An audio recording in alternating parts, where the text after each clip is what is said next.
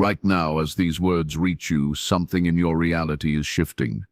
Not everyone will feel it, but you, yes, you are not here by mistake. There is a message woven into the fabric of this exact moment, and the fact that you've been drawn to it proves you've been chosen to hear what most will never notice.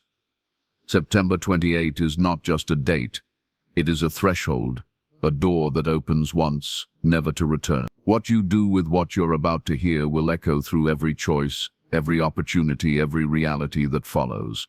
To be available for breakthrough transformation is not about adding anything new to yourself, but about making space for what has been waiting to enter you all along. You have been taught that effort alone builds the bridge, that discipline and striving are the engines of change. But the deeper truth is that availability precedes all transformation. You cannot catch a current if your hands are clutching the shore. You cannot breathe in the next atmosphere if your lungs are still filled with the old air. And so the invitation that whispers beneath the noise of your routines is not to struggle harder, but to loosen your grip, to notice the subtle signals already circling you, to open just enough space in your being so the breakthrough can find its way through. It has been circling, waiting, adjusting its frequency to the exact point when you would be capable of receiving it without collapsing. Availability feels deceptively ordinary, and yet it is the rarest quality, because it requires you to think of how many times you prayed for a new direction and yet refused to release the maps drawn from your past. Think of how many times you sensed a shift on the horizon, but filled your hours with noise so you would not have to face the silence that demanded your surrender. This is the paradox. Breakthrough does not require the strongest, the cleverest, or the most prepared. It requires the one who has learned how to set aside the defenses of control long enough to be permeated by something greater. It is not earned in the way you think. It is received, and to receive you must cultivate the courage of stillness, the humility of presence, the willingness to not yet understand what is happening as it happens. Availability is not passivity. Do not confuse it with resignation. It is not sitting back while life drags you wherever it will. True availability is fierce. It is the readiness to dismantle identities you've clung to, the willingness to lay down even the stories you thought defined your purpose. It is saying yes to the unknown without demanding a guarantee. It is an inner posture, a clearing of debris so the current can flow. When you are available, the universe no longer has to fight against your resistance. It can deliver with precision what it has been aligning for years, and what seemed impossible in logic becomes inevitable in experience. Notice how availability begins in the smallest gestures. It is the moment you pause before reacting, the breath you take before speaking, the choice to listen instead of defending. It is the quiet shift from asking, "How can I control this?" to asking, "What is this moment asking me to notice?" That subtle switch signals your field that you are willing to cooperate with change rather than fight it. And from that signal, synchronicities rearrange. Opportunities arise, encounters unfold. What you thought was coincidence reveals itself as orchestration, but only after you have chosen to be available. Your breakthroughs are not waiting in some distant future. They are orbiting your life even now, brushing against your awareness, testing if you are open enough to let them land. Each challenge you endured, each disappointment you carried, has been preparing you for this availability.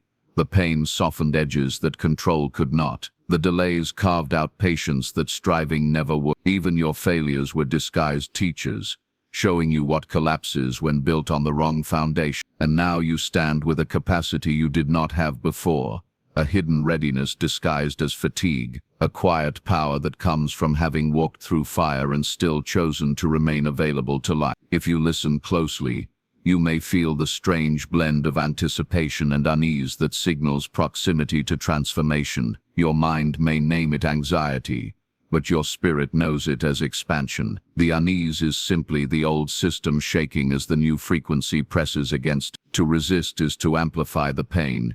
To allow is to let the pressure become the midwife of your becoming. Availability does not require you to understand the mechanics of what is unfolding.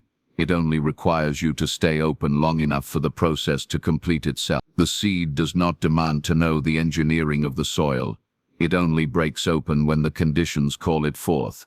So consider your own availability now. Where are you still grasping at versions of yourself that no longer fit? Where are you refusing to clear space because you fear emptiness? Where are you waiting for certainty before you leap, even though certainty is the illusion that keeps you circling in the same loops? To be available is to say, I may not know what is coming, but I know I am ready to receive. That readiness is magnetic.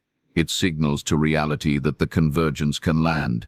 And when it does, it will not look like the perfection you imagined. Breakthrough rarely arrives dressed in the form your mind It comes disguised as unexpected opportunity, as a conversation that shakes your assumptions, as an ending that clears the stage for a beginning. If you are available, you will not cling to the disguise, you will see the essence moving beneath the form. But if you are closed, if you are still guarding the known, the moment will slip by unnoticed, and you will call it random when it was revelation. Availability also requires trust in timing. You cannot demand transformation on your schedule. The soil knows when to yield fruit.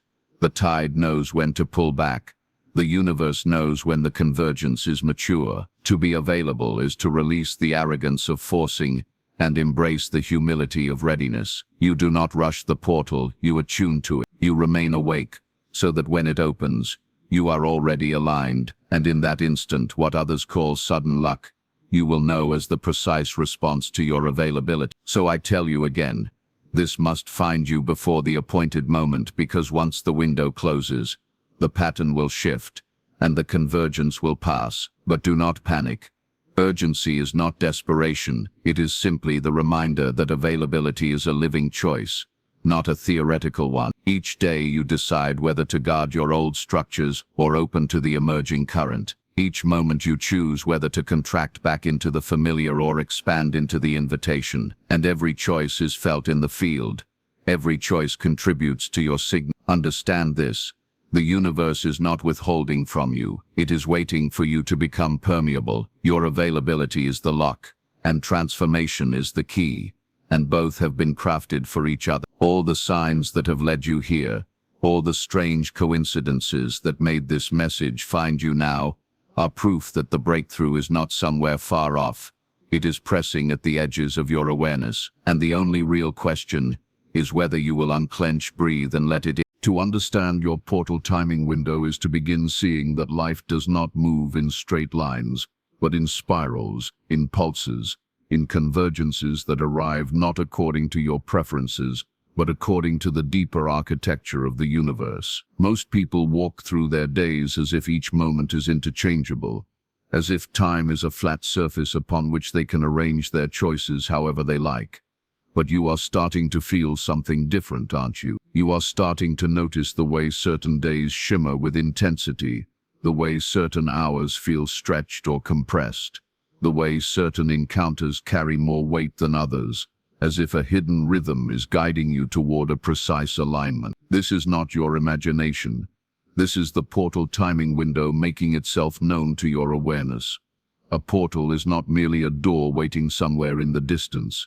It is a living convergence, a point where your inner readiness intersects with external synchronicities and cosmic cycle. It cannot be forced, yet it cannot be ignored once it appears. To understand your window is to learn to recognize when the universe has leaned in, when the strands of possibility are drawing together into a pattern that carries you beyond your ordinary momentum. You may feel it as a pressure in your chest, an urgency in your dreams, a quickening in your interactions. You may notice coincidences multiplying, conversations repeating themes, signs appearing in numbers, symbols or sudden impulses that keep pointing in the same direction. All of these are subtle signals that the window is opening. And yet the paradox is this: you can never fully predict the window with logic, but you can prepare yourself to sense it. Logic demands guarantees, but portals are not accessed by guarantees, they are accessed by presence. The more you insist on perfect clarity before you act, the more likely the window will dissolve before you move. But the more you cultivate a willingness to trust the subtle alignment, the more you find yourself stepping through thresholds that others didn't even notice were there. This is why most people miss their timing. They wait until fear is gone, until every piece of evidence is stacked in their favor, until the outcome is assured. But portals are not about certainty. They are about trust. And trust always arrives dressed as uncertain. Think back to the moments in your life that shifted everything. Did they arrive when you felt fully ready, fully confident, fully in control? Or did they arrive when you were trembling, when you were unsure, when you were being asked to leap before you could see where your foot would land? That is the nature of the window. It invites you to move when it doesn't yet make sense, because the movement itself is what crystallizes the alignment. If you wait for the comfort of proof, the alignment will have already passed, the window will have closed, and the chance will return only in another cycle, perhaps years later, perhaps never again in the same way. This is why it is so urgent to learn to recognize your portal timing window now. September 28 carries such a window, and for you to be hearing this message is already evidence that the field is aligning around you. You may not yet comprehend the full shape of what is coming, but your spirit feels the tremor. There is something tugging at you, something pressing in from the edges of your awareness, asking you not to dismiss the quickening, not to brush off the sense that life is gathering itself for a reveal. The portal is not a promise that everything will be easy, but it is a guarantee that stepping through will alter the trajectory of your timeline. It is a choice point that carries disproportionate weight, and it will not stay open indefinitely. The mechanics of the portal are precise, even though they feel mysterious. Imagine currents in the ocean. Most of the time they flow in parallel, pulling you gently in one direction or another, but occasionally those currents collide, overlap or spiral together to create a riptide. That riptide is dangerous if resisted, but it is a transport if surrendered to. In the same way, your portal timing window is the overlap of inner readiness, outer circumstances, and collective shift. You cannot manufacture it, but you can sense when it is happening, and you can choose to enter it consciously. To ignore it is to tread water while the current carries others forward. To enter it is to be accelerated toward your next self, with a velocity you could not achieve by effort alone. But let us be clear, portals are not shortcuts for the lazy. They do not bypass the inner work.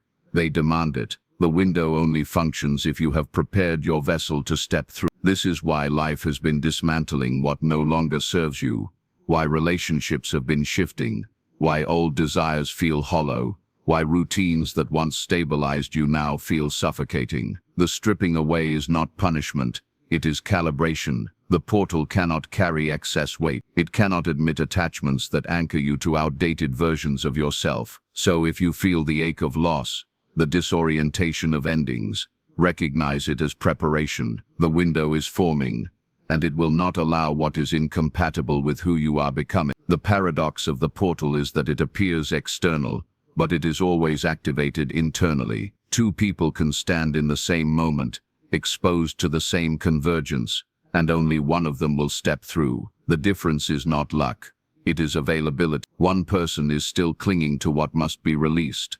The other has made space for the unknown. One person demands certainty, the other embraces faith. One person closes in fear, the other expands despite. And so the same portal that goes unnoticed by one becomes the defining breakthrough for another. This is why the message has found you now, not to scare you but to awaken you to the truth that your window is approaching, and your readiness is not measured by perfection, but by willingness. So ask yourself now, where are you delaying decisions you already know are true? Where are you waiting for proof before moving in the direction your intuition has been whispering? Where are you pretending the unease you feel is just restlessness, when in fact it is the vibration of the window opening? If you dare to name these places honestly, you will feel the electricity of recognition in your body. That is the field communicating with you direct. And the more you honor those signals, the more the timing window clarifies itself, until it is undeniable. You will not miss your window if you remain awake, if you stop numbing yourself with distraction, if you listen to the pull of the unseen instead of only obeying the evidence of the seen. The window is not a trickster, it is a gift. It is not here to torment you with possibility. It is here to deliver you into alignment if you are willing to move when it calls. And though it will feel fleeting, though it will feel fragile, the truth is that the window is it will open at the moment you are ready to act. And if you respond, It will not betray you. Remember this.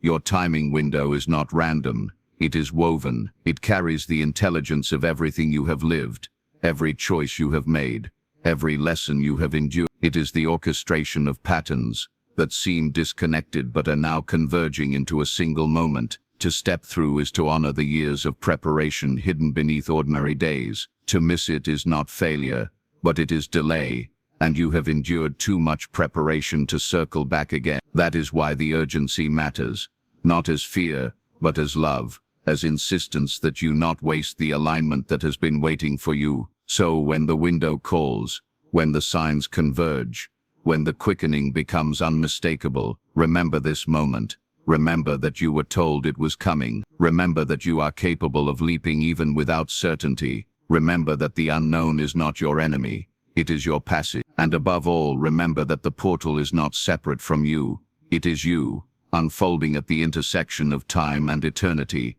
opening only for as long as you are willing to step through. Beyond the frequencies lies a deeper architecture that many never glimpse, because they stop at the level of sensation. They notice a shift in their mood, a surge of energy, a resonance with certain words or sounds, and they believe that is the whole story. But frequencies are only the surface language of a far more intricate system. They are signals, yes, but signals are meaningless unless they are interpreted, integrated, and woven into the larger circuitry of your being. Imagine electricity flowing through a wire without a structure to hold and direct it. The current would burn out, scatter, or dissipate. In the same way, frequencies alone cannot transform you. It is the complete system that determines whether those frequencies take root or vanish into static. Your system is not just your body, not just your mind, not just your emotional field. It is all of these, interwoven, constantly feeding one another signals, constantly translating vibration into thought, thought into feeling, feeling into chemistry, chemistry into action, action into reality. To move beyond the frequencies is to understand how these layers connect, how an insight becomes an embodied shift, how an energy surge becomes a new way of living rather than a fleeting high. Too many stop at the fleeting high. They chase experiences of resonance, mistaking them for transformation, never realizing that what matters is the system that receives and integrates the frequency. If the system is fragmented, the energy leaks. If the system is coherent, the energy stabilizes. This is why you may have felt moments of incredible clarity, only to watch them dissolve into old habits. Days later, it was not that the frequency was false. It was that the system was unprepared to carry it. Think of your beliefs as the firmware of your consciousness, constantly running beneath awareness, shaping what you allow to be true. If the belief says, "I am unworthy of expansion," then no matter how high the frequency, it will be filtered down, distorted, or rejected. Think of your body as the hardware, the nervous system, the endocrine patterns, the breath and heartbeat. If your body is flooded with stress signals, even the highest insights cannot land. They bounce off a vessel too saturated with Think of your habits as the daily input-output code, the rituals and repetitions that either reinforce coherence or scatter it. These components together form the complete system. And so, moving beyond the frequencies means learning to treat your entire life as an integrated operating system. You do not only meditate or listen to resonant sounds, you prepare your body through rest, through nourishing practices, through releasing accumulated tension. You do not only affirm positive beliefs, you uncover and rewrite the old programming that sabotages your capacity to hold the new. You do not only chase synchronicity, you design your days so that the small, repeated actions stabilize the larger energetic shifts. Every layer supports the others, and when they are aligned, the system becomes a stable receiver, a transmitter, and a generator of transformation. But here lies the paradox. You do not need to perfect every part of your system before transformation arrives. You need only to begin aligning them, to create enough coherence that the breakthrough can land without collapse. Small changes ripple through the system in exponential way. A single ritual like daily stillness can calm the nervous system, which allows emotions to regulate, which makes new beliefs easier to hold, which makes new behaviors easier to enact, which strengthens the body's receptivity, which allows higher frequencies to act. It is not about overhauling everything overnight. It is about recognizing the system as whole, and knowing that every part you align strengthens the entire structure. Beyond the frequencies also means recognizing that external influences are part of your system. The people you interact with, the spaces you inhabit, the media you consume, these are nodes in your circuitry. A conversation with someone supportive amplifies coherence, while a toxic exchange scrambles your field. A cluttered environment traps you in loops, while a cleansed space frees your nervous system to expand. These are not superficial details, they are structural. Every input becomes part of the frequency field your system processes, and every output feeds back into the loop. By tending to your environment, you are tuning your system. What you will discover as you practice this awareness is that the system already knows how to recalibrate. Your body is constantly seeking homeostasis. Your emotions are constantly seeking resolution. Your mind is constantly seeking coherence. Your spirit is constantly seeking alignment. The frequencies you encounter are not external gifts. They are catalysts, amplifiers, reminders of what your system is already capable of. When you feel resonance, it is not something new being inserted into you. It is something ancient within you being awakened, activated, brought online. The role of the complete system guide is not to add anything foreign, but to clear the interference so that what is already encoded within you can express itself fully. And yet do not mistake this for ease. Clearing interference can feel like dismantling your identity, because the structures that block coherence are often the very ones you've relied on for safety. The habits that numb your pain also numb your capacity. The beliefs that protected you from disappointment also limit your possibility. The relationships that once gave you stability may now hold you in stagnation. To honor the complete system means to honor when parts of it must be dissolved, so that the whole can function at a higher octave. This is why transformation often feels like loss before it feels like gain. Why the system feels like it is falling apart when in truth it is being rewired. What you are being asked now is to trust the rewiring. To understand that as September's convergence approaches, the frequencies intensify, not to overwhelm you, but to expose the leaks in your system, to show you where you cannot yet carry the current. Every breakdown is feedback. Every discomfort is a diagnostic. Pay attention not with judgment but with curiosity. Where do you lose energy? Where do you feel most blocked? Where do you fall into repetition? These are not failures. They are the precise indicators of where the system is asking for recalibration. By tending to these points, you are strengthening your vessel to receive what is already approaching. And when the system stabilizes, you will notice something profound. You no longer chase frequencies. You generate them. You no longer seek resonance outside. You become resonance itself. You no longer depend on portals to open around you, because the portal begins to open through you. This is the essence of moving beyond the frequencies. You evolve from being a passive receiver to being an active participant in the orchestration of reality. And this is not a metaphor, it is a literal function of coherence. When your system operates as one unified field, your presence becomes catalytic. Your thoughts shape probability.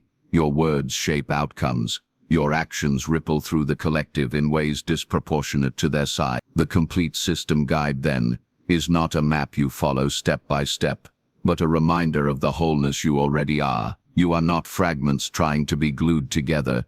You are an intricate symphony learning how to tune itself back to harmony. The frequencies that have found you, the message that is speaking to you now, are not introducing something foreign.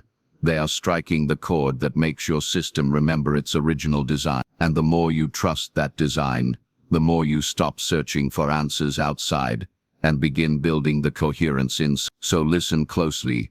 Beyond the frequencies, you are a system of astonishing precision, a field of infinite receptivity, a vessel designed to carry transformation not as an occasional event but as a living step. This is why you are here now, why you were guided to these words, why the timing is so exact. The system is ready to be activated at a level it has not known before. And your role is simple, though not easy. Release the noise, align the layers, trust the recalibration, and let the frequencies do what they were always meant to do, not just touch you, but transform you into their living expression.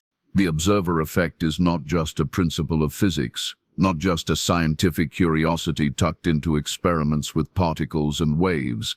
It is the living truth of your consciousness at play, the direct reminder that nothing exists independent of awareness, that reality itself waits for you to look before it collapses into form. The universe is not a stage already built with props set and actors waiting for their lines. The universe is a fluid field of potential, vibrating with infinite probabilities, suspended in an ocean of unmanifested possibility, and it crystallizes only when awareness touches it. What you call your world, your life, your circumstances, is nothing more than a collection of quantum potentials stabilized into form by the lens of your own observation. This is why two people can stand in the same room, under the same sky, within the same conditions, and yet live in utterly different worlds. It is not their environment that separates them. It is their consciousness, their observer state, their participation in the field. Every thought, every perception, every interpretation you project acts as a measurement device, collapsing probability. When you expect disappointment, you collapse into a reality where disappointment reveals itself. When you expect blessing, you collapse into a reality where blessing emerges from hidden corners. The observer effect is mercilessly consistent, and yet it is mercifully neutral. It does not judge what you observe. It simply aligns with the focus you bring. And here lies the paradox. You are not a passive victim of reality, but you are also not a tyrant over it. You are a collaborator, a co-weaver, a witness, whose very act of witnessing shapes what can be seen. To understand this is to take back a kind of power that feels both liberating and overwhelming, because it removes the illusion of randomness while also dissolving the comfort of blame. And yet the observer effect is not about forcing reality, not about obsessing with controlling outcomes, because the moment your observation becomes entangled with fear, resistance, or doubt, you are still shaping reality, but you are shaping it from contraction. To observe from anxiety is to collapse reality into mirrors of anxiety. To observe from trust is to collapse reality into confirmations of trust. This is why inner work is not a luxury, but the very foundation of creation. It is not what you look at that determines reality. It is the quality of consciousness from which you look. The gaze of fear produces one world. The gaze of love produces another. The gaze of neutrality opens infinite pathways. Think of light itself in those experiments. When unobserved, it dances as a wave of probabilities everywhere at once. The moment an observer enters, it crystallizes into a particle, fixed and certain. The universe is showing you its nature in plain sight. It responds to attention. It bends to awareness. It is pliable to your gaze. This is not metaphor. It is mechanics. Your consciousness is not trapped inside your brain, not trapped inside your body. It is the very fabric from which matter takes shape. Your eyes do not simply see photons. Your seeing calls forth the photon. Your awareness does not simply watch time unfold. Your awareness threads time into continuity. And so the invitation is this: become intimate with the way you are observing, not just what you see, but how you see. Do you look at your life through the lens of lack, searching for what is missing? Then reality obliges by collapsing into lack. Do you look at your life through the lens of possibility, searching for openings? Then reality obliges by surfacing opportunity. Nothing is added, nothing is subtracted. Only probabilities shifting, only potentials rearranging, only the infinite field choosing which mask to wear under the weight of your gaze. You do not need to force anything into existence. You only need to cultivate the state of consciousness that allows the aligned probability to collapse. And this is where the subtlety lies. Many attempt to harness the observer effect as a tool for manifestation, declaring what they want and then watching impatiently for it to appear. But if the watching is laced with doubt, the reality collapses to reflect doubt. If the declaration is rooted in desperation, the reality collapses to amplify desperation. The observer effect cannot be tricked, for it does not respond to your surface words, but to your underlying.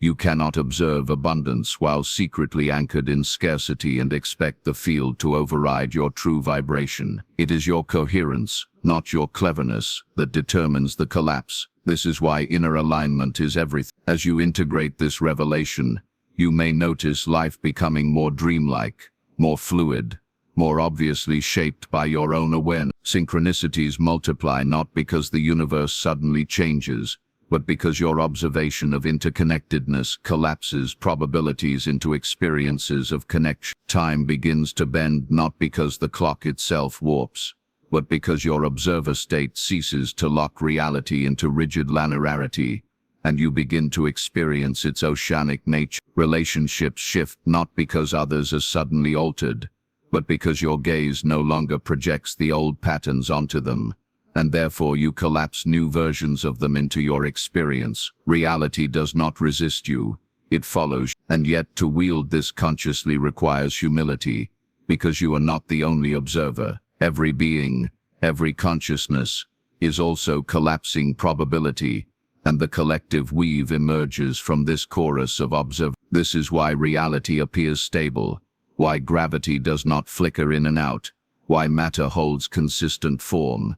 It is the coherence of collective observation that sustains the shared dream. And yet within that shared dream, your personal field can bend probability in ways that astonish, because within the larger weave infinite variations exist, and your observer state determines which thread you walk upon. The observer effect, then, is not about control but about resonance. It is not about bending the universe to your will, but about aligning your state so precisely that the universe cannot help but reflect that alignment. And when you realize this, the game changes. You stop asking, "How do I get what I want?" and you begin asking, "What state of being do I need to embody so that what I desire collapses naturally around me?" You stop obsessing over outcomes, and you start tending to consciousness. You stop trying to manipulate the particles and you start harmonizing with the wave. And here is the deeper mystery. The one who observes and the reality being observed are not separate. The observer effect shows you not just that you influence reality, but that you are reality observing itself. Consciousness folding back upon conscious. When you watch a star, the star exists in that instant as your awareness and its light collapsing into union. When you look at your hand is not an object outside of you. It is awareness recognizing itself as form. You are not a fragment in the universe. You are the universe observing itself into fragments. This is why every act of observation feels strangely intimate. Why beauty strikes you as though it belongs to you. Why synchronicity feels like recognition. It is not happening outside. It is happening through you, as you. So let this revelation settle. Your gaze is sacred. Your awareness is creative. Your consciousness is not a passenger but the very engine of reality. Every moment is an experiment. Every thought a measurement. Every choice of focus a collapse. And as you step into this remembrance, you no longer live as though life happens to you. You live as though life happens with you, through you. The observer effect is not just a theory to ponder.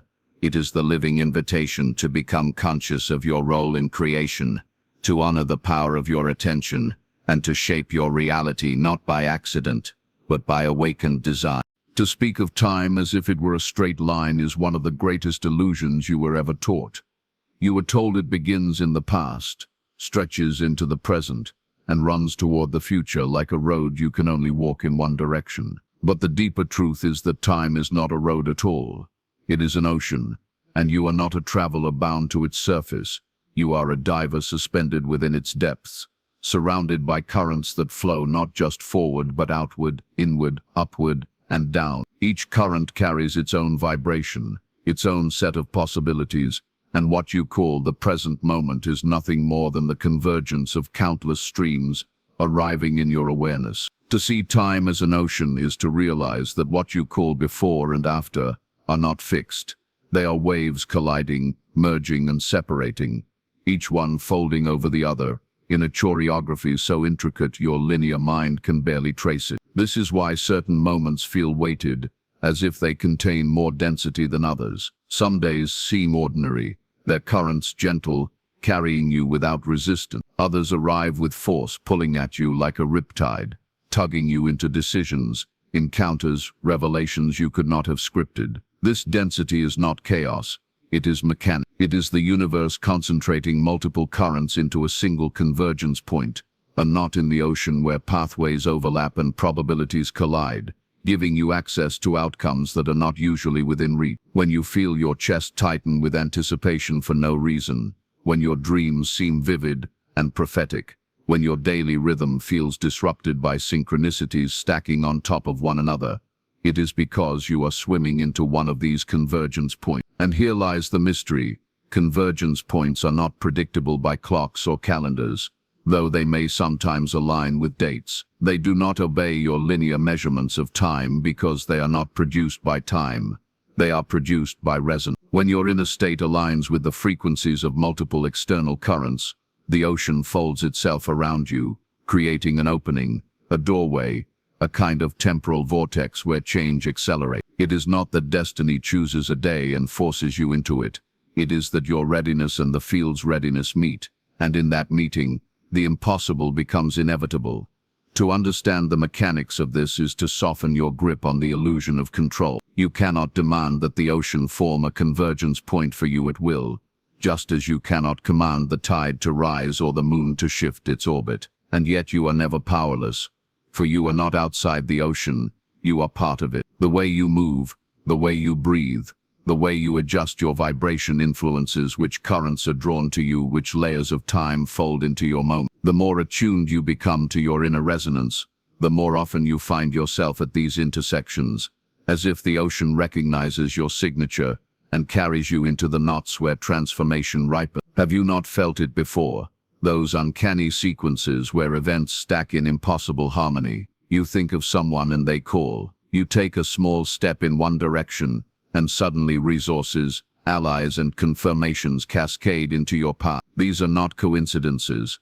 They are the ripples of convergence. The universe does not tease you with randomness. It is showing you its architecture, whispering that time is alive, that the ocean responds to the presence of your awareness. But because you were trained to see only in straight lines, you often miss the truth that these ripples were not accidents.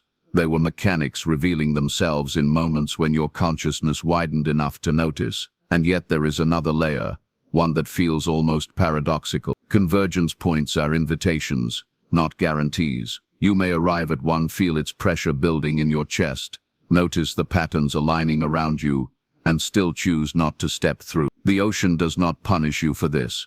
It simply disperses the currents and waits for another alignment. But here is the secret.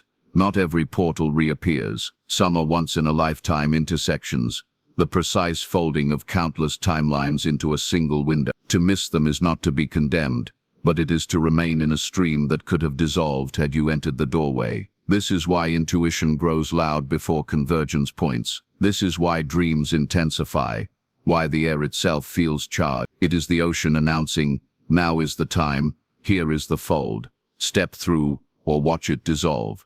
So how do you live with this awareness? Not by obsessing over trying to calculate the convergence, but by learning to dwell in the kind of presence that recognizes it when it arrives. You train yourself to feel the subtle shifts in your inner field, the resonance that tells you currents are colliding. You notice when ordinary rhythms collapse and extraordinary patterns surface. You attune to the paradoxical sense of both urgency and calm, the knowing that something is about to unfold, though you cannot yet name it. To live this way is to surf the ocean of time rather than drown in it, to collaborate with its movements rather than fight against. Imagine standing at the edge of a vast sea, waves crashing and retreating, tides rising and falling. If you fixate only on the wave in front of you, you miss the swell forming behind it, the undertow beneath it, the tide that will carry all of it further down the shore. This is how most live, entranced by the immediate surface. But when you begin to see time as ocean, you notice the larger dance. You realize that what feels like a delay may actually be the building of momentum, that what feels like an ending may actually be a folding into another current, that what feels like chance is the precise alignment of waves arriving in rhythm, and in this recognition you gain a kind of courage. You stop fearing that life is passing you by, because you know the ocean cannot abandon its own water. You stop clinging to moments, because you realize the current never ceases to bring new ones. You stop doubting your timing, because you learn to feel the resonance that tells you when the portal has arrived. And when you step into that resonance, you discover that the ocean itself carries you effortlessly, precisely, with a grace that no amount of striving could replicate. So let this revelation dissolve the old map of time you were given. You are not marching along a rigid timeline, powerless before the ticking of clocks. You are immersed in a living ocean, currents swirling in infinite directions, convergence points forming and dissolving with every breath. You are not late, you are not early. You are always swimming in the exact waters that mirror your resonance. And when the ocean folds itself into a doorway before you, when the density thickens and the field vibrates with possibility, you will know, you will feel it in your bones, in your breath, in the unexplainable sense that something vast is calling you forward. And in that moment your only task will be to remember, this is the ocean speaking, this is time revealing its true face. This is the convergence point where everything changes if you step through. The great shift you are living through is not simply the dissolving of old structures around you, but the quiet uprising of guidance systems that were always present, always whispering, always nudging you toward alignment, though your mind was trained to override them. For most of your life you were taught to navigate reality by logic, by reason, by the visible markers of success and failure. But those tools belong to a world of surfaces. They are useful in their place, yet they are clumsy compared to the finer instruments that hum within you. Subtle guidance has been dismissed as instinct, as chance, as imagination. Yet it is none of those things. It is the language of the deeper intelligence, the compass of the field itself speaking directly into your being. And the paradox is that while this guidance is soft, it is more precise than anything your rational mind could chart. You have already felt it many times. The sudden sense to turn left instead of right. The quiet voice that whispered a name before a phone call arrived. The weightless pull that told you to walk away when your mind screamed to stay. These were not accidents, they were not coincidences. They were the stirrings of a navigation system that does not require proof before it acts, because it already knows what your mind will only discover later. The reason you often ignored these signals is because they did not come packaged with explanations. They did not present evidence. They did not appeal to the part of you that craves certainty. They simply offered direction, trusting that your deeper self would recognize. When you silenced it, it was not because the signal failed. It was because you had been conditioned to trust noise over stillness. But now the field is reorganizing, and subtle guidance is no longer optional background music. It is becoming the primary system. The old methods of calculation, of trying to plan every variable, of waiting until you feel ready, are dissolving. They cannot keep pace with the speed at which reality is shifting. By the time the rational mind analyzes a choice, the current has already moved. The convergence point has already shifted. The doorway has already begun to dissolve. Only subtle guidance can move at the speed of the field, because it is not separate from it. It is the field speaking through you, the same intelligence that weaves galaxies aligning your next step before your foot even touches the ground. You may notice this already happening. The plans that once felt safe now collapse with the slightest pressure, while impulses that make no sense carry you into the exact alignment you could never have orchestrated. You find yourself led by dreams, by synchronicities, by symbols repeating until you cannot ignore them. You feel drawn toward paths that bypass logic, but radiate with undeniable recognition. This is not chaos. It is precision on a higher octave. The mind calls it risk, but your deeper system knows it as inevitability. It is not about discarding logic altogether, but about shifting its role. Logic becomes the servant, the tool you use to execute what subtle guidance has already revealed, not the master that dictates where you go. And here lies the paradox that frightens many. Subtle guidance rarely tells you the full story. It gives you the next step, not the entire map. It whispers move without revealing the destination. This is not because it withholds, but because the destination does not yet exist until you move. Time as ocean, reality as probability. All of it responds to your motion. The path is not pre-written. It crystallizes only as you walk it. To demand the full plan before you move is to wait forever. To trust the signal and step into the unknown is to activate the convergence point that cannot open until you participate. Subtle guidance is not merely foreknowledge. It is co-creation. Consider how birds migrate thousands of miles with no maps, no calculations, guided by fields invisible to human eyes. Consider how salmon find their way back to the exact river of their birth, carried by impulses no scientist can fully explain. Consider how your own heart beats without your permission, how your lungs breathe you into life while you sleep. The same intelligence that guides them is guiding you. The difference is that you were given the gift of awareness, the ability to recognize the signal, to choose to listen. Because you can choose, you can also ignore. This is why the path feels harder when you resist. It is not that guidance disappears. It is that you train yourself to mistrust it. And in doing so, you turn the volume down until life itself has to shout through disruption to wake you. But when you begin to honor it, when you treat every nudge, every whisper, every synchronicity as sacred, the system amplifies. It becomes easier to hear, easier to trust, easier to follow. You discover that subtle does not mean weak. In fact, it is the most powerful navigation you have ever known, because it bypasses the noise of fear and connects directly to the intelligence orchestrating the larger we. You realize that what once felt like random hunches are actually coordinates, precise alignments that lead you into places, people, and possibilities you could never have charted with your mind alone. This transition requires a kind of surrender, but not the surrender of defeat. It is the surrender of control in exchange for coherence. It is the recognition that your rational mind is not being diminished, but liberated, freed from the impossible burden of trying to manage infinite. You are not abandoning reason.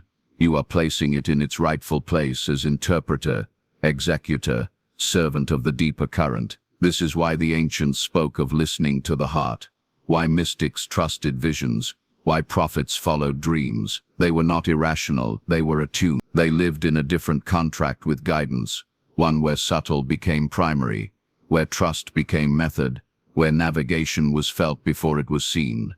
As this system becomes your compass, you may feel both exposed and empowered. Exposed because you can no longer hide behind the excuses of not knowing.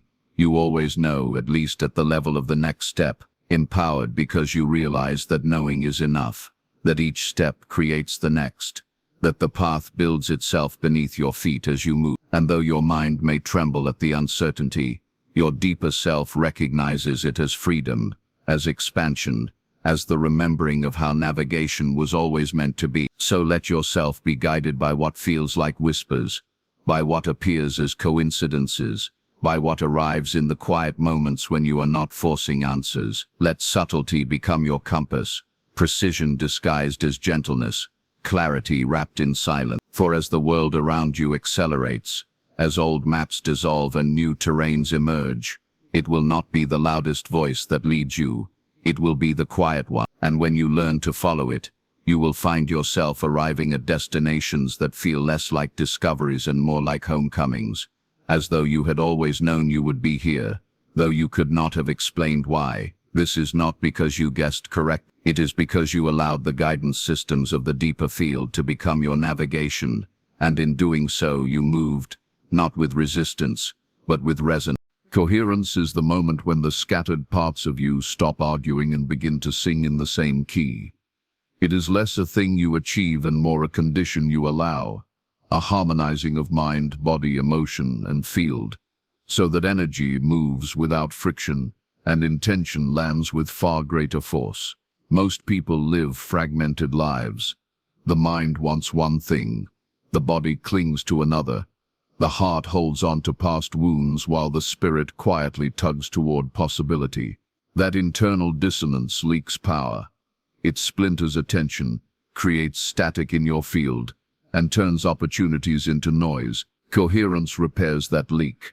It aligns the subsystems inside you, so choices no longer have to be dragged across internal resistance. They become natural expressions of a unified field. You can sense coherence before you can name it. It shows up as clarity where confusion used to live, as a kind of ease under pressure, as decisions that feel inevitable rather than exhausting.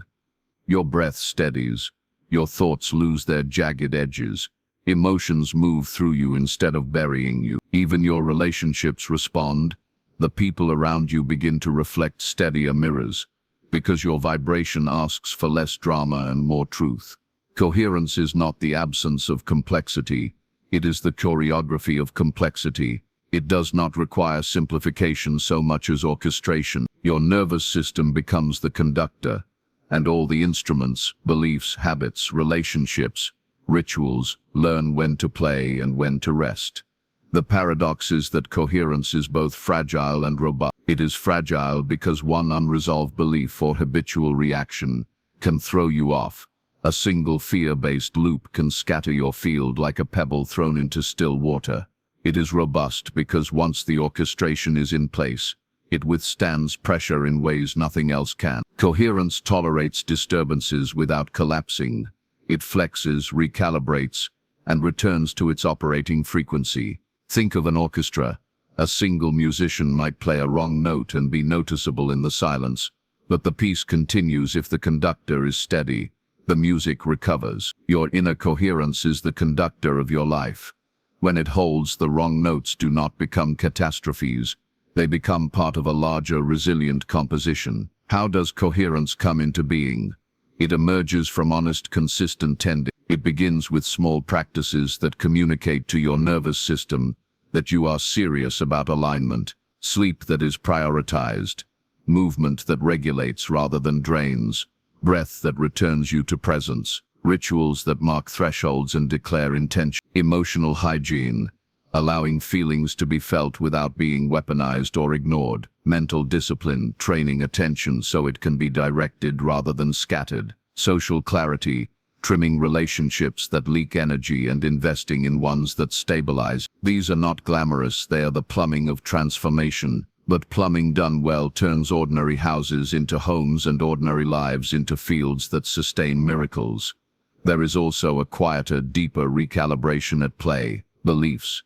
Beliefs are the software running your inner machine. When your beliefs are contradictory, I deserve abundance running alongside I am not worthy, you create a feedback loop that cancels momentum. Coherence requires honest rewriting of those core programs. This is not about positive thinking as marketing. It is about aligning your inner story with the frequency you want to inhabit. When your story, your body chemistry, your daily habits, and your focused attention all carry the same message, the field responds. Coherence is not a dogged will to become something, it is an honest clearing so the truth of what you are capable of can emerge without sabotage. One of the most revealing symptoms of coherence is how decision-making changes. When your system is unified, choices are not agonizing weigh-ins. They are clear pulses. You feel the answer in your body before the mind finishes rationalizing. That bodily clarity is not superstition. It is your field communicating in a language you can learn. The mind will provide reasons afterward as evidence.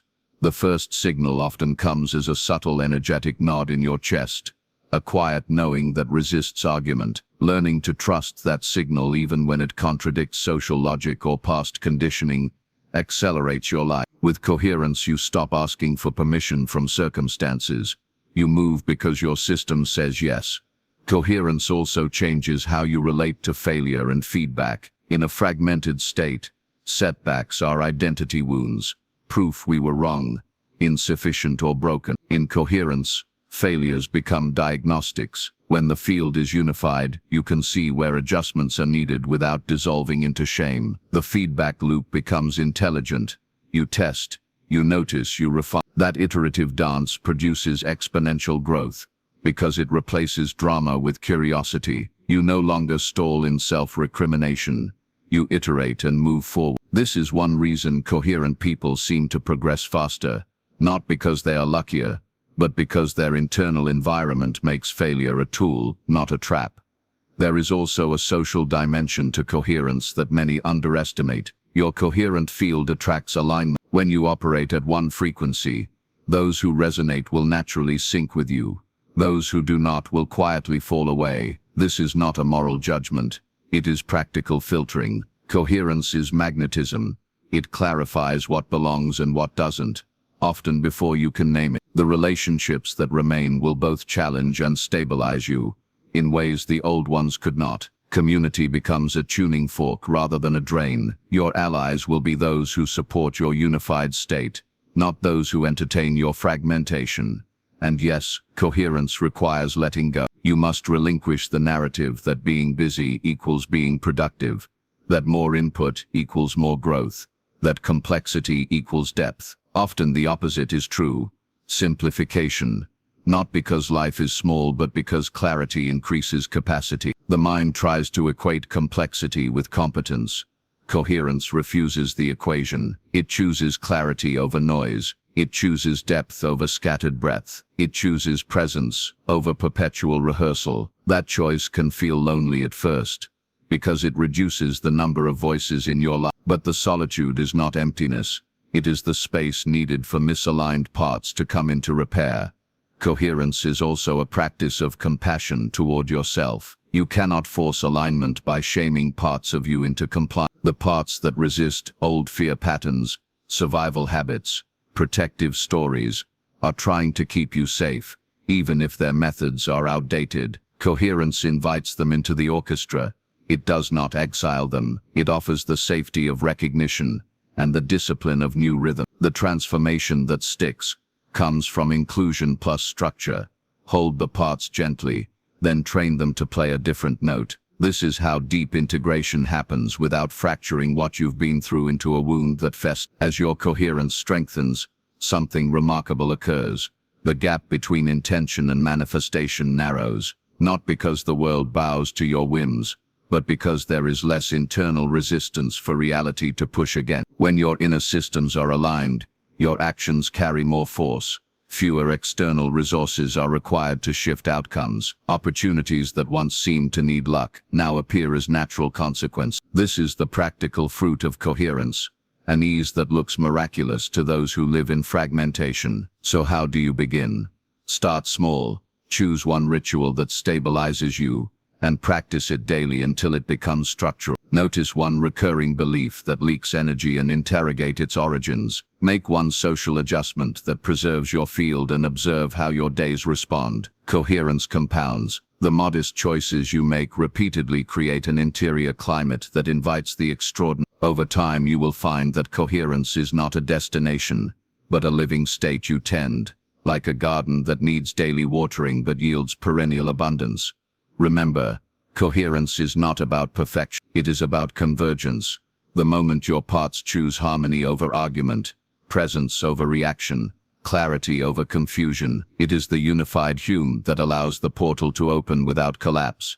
The frequency that lets synchronicity land and stick. When your system operates as one, you do not merely survive change, you direct it. You do not merely react to the ocean of time, you surf its most potent currents with grace. Coherence is the work, the reward and the vehicle all at once. Nurture it, and you will find the rest of your life aligning to the music you finally fully choose to play. There is a force you carry that most of the time you do not name, yet it bends your choices, determines your thresholds, and silently governs the exact moment when transformation either collapses or crystallizes. This is what I call quantum weight. The density of all accumulated choices, memories, unprocessed emotions, latent potentials, and half-completed cycles that you have gathered in your field. It is the unseen gravity that pulls you back when you try to leap, the heaviness that shows up not in your muscles but in your timing, the subtle resistance that keeps you standing at the threshold longer than necessary. Yet paradoxically, it is also the very pressure that generates the reach required for breakthrough. Without this density, you would have no leverage. Without weight, you could not push against anything, and without resistance, there would be no expansion. Quantum weight does not judge you. It is not punishment, nor proof of failure. It is simply mass, the accumulated resonance of everything you have lived and not yet fully integrated. Some of it feels like baggage, some of it feels like memory, some of it feels like potential waiting for ignition, and it all converges at the breaking point, the sacred tension where too much weight forces a system either to collapse into fragmentation or explode into a new state of being. This is why the breaking point is holy. You are not weak when you feel like you cannot carry one more burden. You are standing at the exact portal where accumulated mass transforms into propulsion.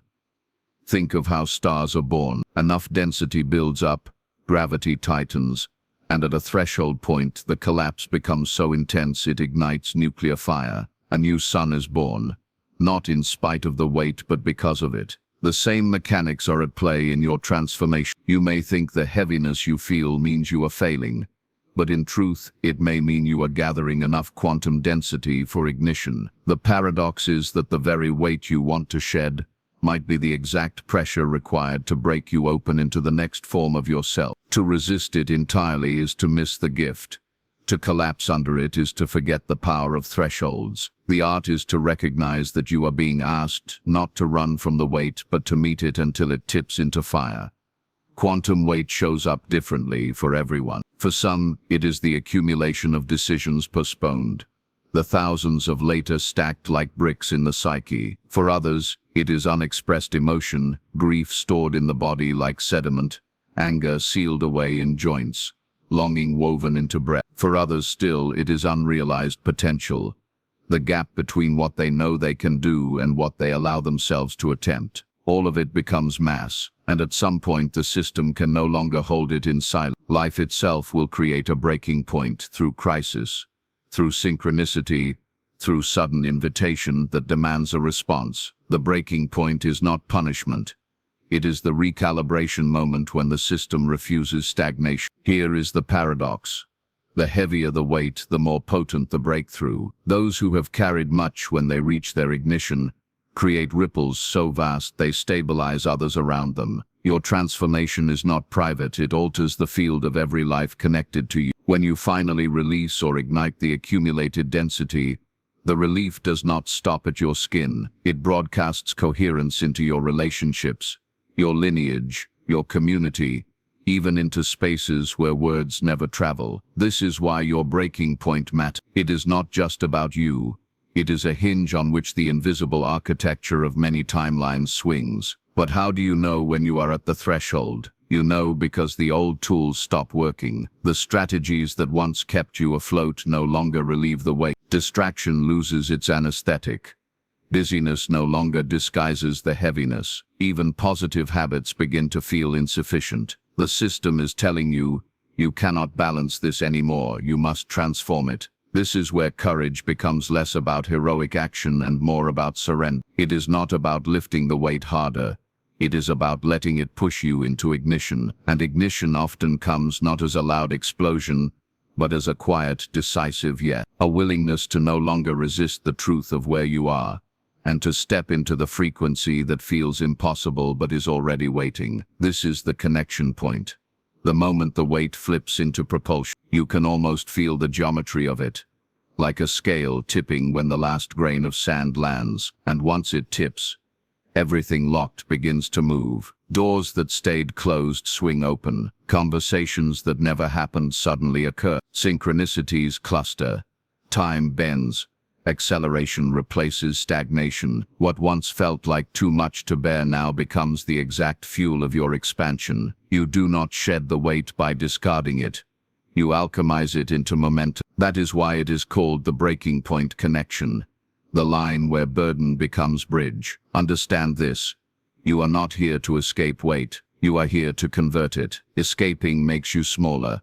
Conversion makes you radiant. And the universe is already structured to us. Guidance systems will appear exactly at the threshold. A chance meeting, a phrase that stirs memory, a dream that feels more real than waking. If you are awake enough to notice, you will see that the moment you hit breaking point, support begins to organize. The density becomes direction. The pressure becomes propulsion. The collapse becomes ignition. So if you feel heavy, Do not mistake it for evidence that you are lost. It may be proof that you are closer than ever to ignition. If you feel stretched thin, do not assume you are failing. It may mean your system is calculating the precise threshold for breakthrough. If you feel like you cannot continue as you are, hear that clearly. You are not meant to. The old system cannot carry this density anymore. And that is grace disguised as exhaustion. The invitation is simple but radical. Stop resisting the weight. Meet it. Hold it in awareness until the point of ignition arrives. Trust that what feels unbearable may be the seed of your next expansion. And when the breaking point comes, do not pull back. Step through. You will discover that the weight you feared was not designed to crush you, but to launch you. Not to end your story, but to ignite the next chapter in ways you could not predict, but have always been preparing for. And now the question comes to you. Here, now, will you let the weight you carry turn into your breaking point connection? Will you allow the density to ignite you rather than bury you? If your answer is yes, even whispered, even hesitant, then you have already shifted the geometry of your field. The weight is no longer your prison. It has become your portal. Step through it. Your ignition is waiting. If this message stirred something inside you, hold it close and act on it. Share it with those who might need to hear it. Anchor it with one choice today that aligns with your transformation. Let this be your signal, your moment, your yes. And if you are ready for more transmissions like this, stay connected here, because what is opening in you now is only the beginning. And together we can walk through every threshold into the life that has been waiting for you all along.